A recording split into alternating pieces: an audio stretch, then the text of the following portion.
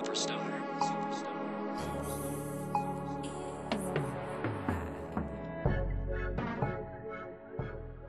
I'm a really driver. I'm here today and honored to be here with Dr. Lauretta Will, which is the mother of Al G. Sela, who is the filmmaker that I just interviewed. I am so honored to be here with you today. This is so great. Your son started telling us about you in his interview, and I was so fascinated and so captivated by that I just had to come back and talk to you. I heard something good. Yes, it He's really always gossiping me though. Oh, it is just, he thinks the world of you. Okay. You are such an inspiration, and you are an inspiration to me. Thank you. As I learned a little bit about you, you are a lady just phenomenal. Homeless, educator, and now your PhD. Please tell the viewers, how did this journey begin? Okay. Well, I'm originally from Sierra Leone, West Africa, and I came here in the early 80s. And I had 4 sons. By the time I had my youngest, he was 5 years old, I was left with raising all 4 by myself because my husband walked away.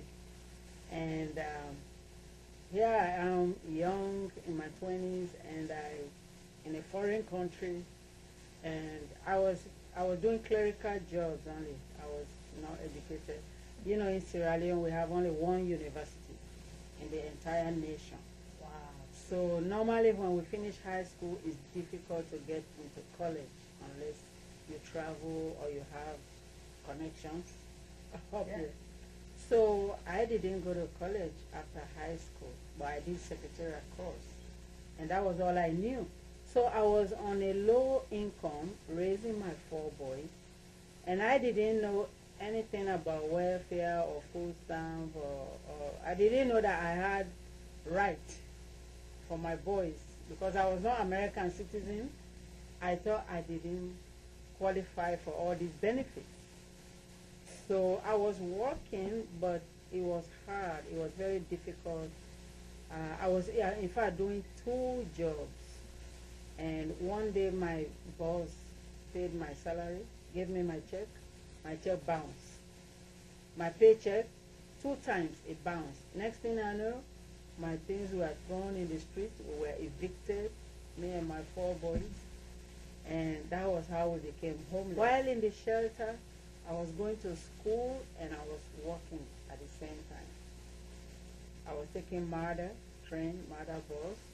I would go, I had no computer, no car. I would ride a MARDA all the way, go do my job on the lab. I was studying information technology. And go do my assignment and come back home. So, no, at the shelter now. And you have to be in certain time. At the shelter. At the shelter. And I was doing that until the Lord, you know, that's when people started telling me, why don't you have food stamp? Why are you not on welfare? Why? They told me everything I needed to get help. So that was how I was able to get out of the shelter after a couple of months. That is absolutely beautiful. Yeah. Immediately I finished school, AT&T hired me in management.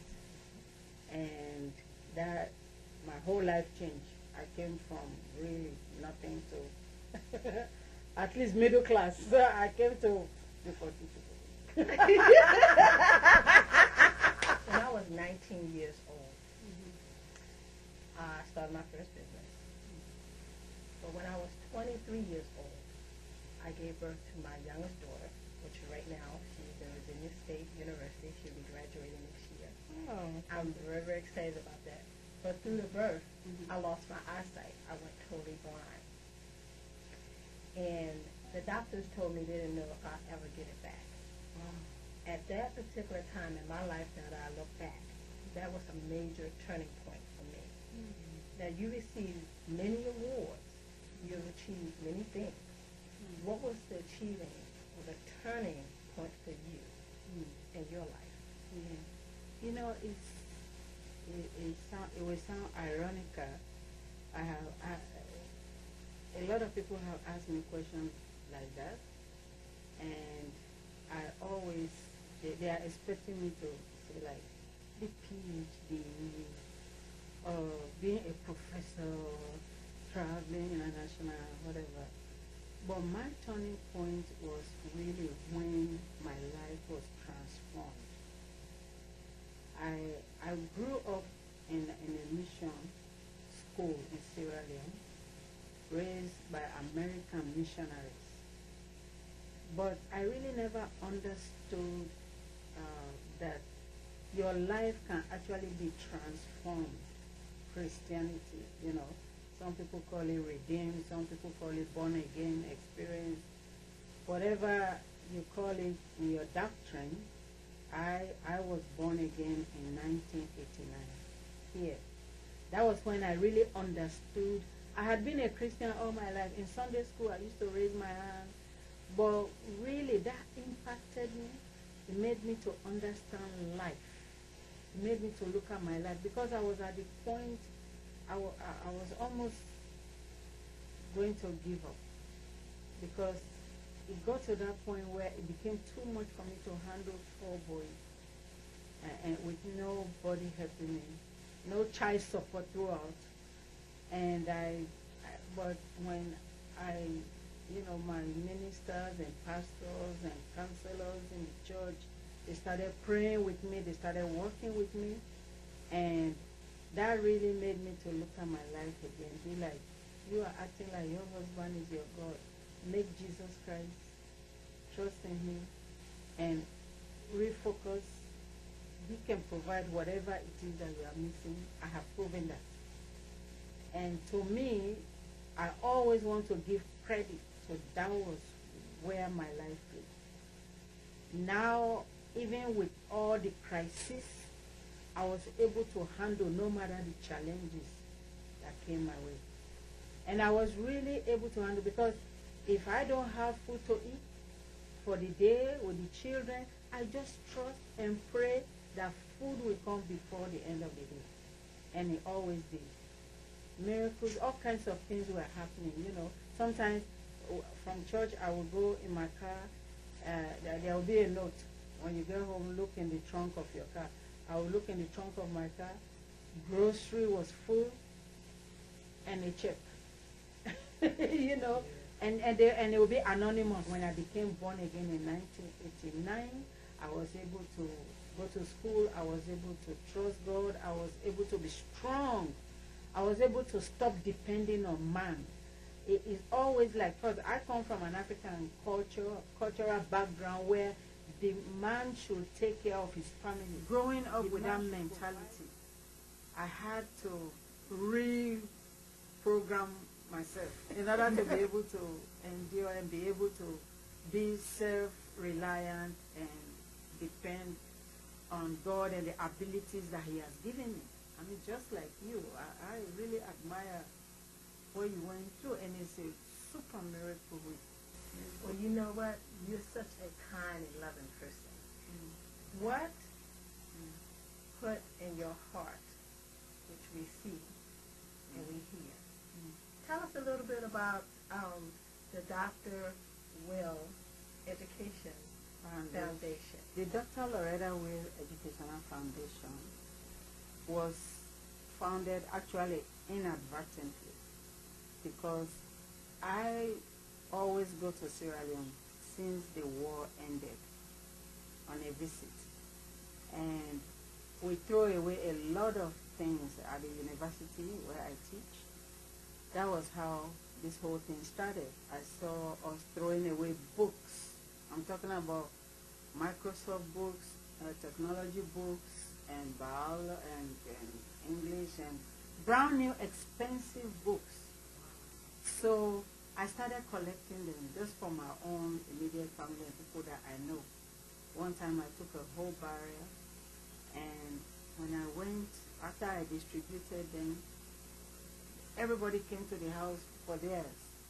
And I'm like, we have so much in the U.S. We have it in abundance. Then one of my cousins, who was a college principal, told me that you need to be bringing things for the university. You'll be surprised that we don't have anything. I said, how can university have nothing? No, after the war, there's nothing. So that's when I came and told my faculty supervisor, Tanya McNeil, that I'm collecting books. Next thing I know, Tanya collected all books and asked the faculty, other faculty members, not to throw away. Because what happens is, for instance, if I'm teaching computer application program, right, I only need one textbook. And we're only going to use one textbook. But all these publishers will be sending me samples of their textbook. And they are all the same information. I mean, Microsoft Word in this book is still Microsoft Word in this book. It's still Microsoft Word. So brand new from the publishing press. I don't need it. So what do we do with all these books? That's how we ended up. And then AIU Buckhead shut down because all the books were going online. And now my faculty told the president and everybody that I'm collecting academic materials. Everything was at my disposal. They donated everything to me. But the thing is, I didn't have money to ship them. That was when my son, my eldest son, asked, so, Mom, do you know you're really running a non-profit organization and you don't even realize it? Every year you because sometimes I will ship 12 barrels. My church will collect materials, children's toys for orphanages and children's books. My faculty will collect books and I will just ship them out of pocket. 12, sometimes my friends or my church family will donate $100 here, $100 there, until we were able to ship every Christmas. We did that for years, until the thing became too big. You see how big this house is? All closets were full of books. And my garage, 2 double garage, they are all full. My son's house garage full of books. So he said, he went ahead and registered the business without even telling me, and just named it Dr.Lauretta Educational Foundation. About 2 years ago, we shipped over $250,000 worth of educational materials. Great. We actually tallied them, just rough estimates, and computers and school supplies, children's books, high school books, all kinds of materials. And when we go to distribute these books, we invite the media, and we're on TV, only one TV is relevant. And the newspapers. They are excited. And once a year, I do an annual awards banquet. Whoever donates, I give them an award. And this year, we will have one December 1. Dr. Will, can you tell us how we can find you? Do you have a website? Oh, yes. It's WillEducateFoundation.com. You have 4 boys, Yes. all going through college. Yes. Tell us about that. The oldest one studied IT with Georgia, University of Georgia, UGA. And my second one, he wanted a free professor, so he tried to follow my footsteps at the right university. He wanted to study also IT like me. And then my third one is the one that you are interviewing, that is the media. He did media production at American Intercontinental University, where I teach now.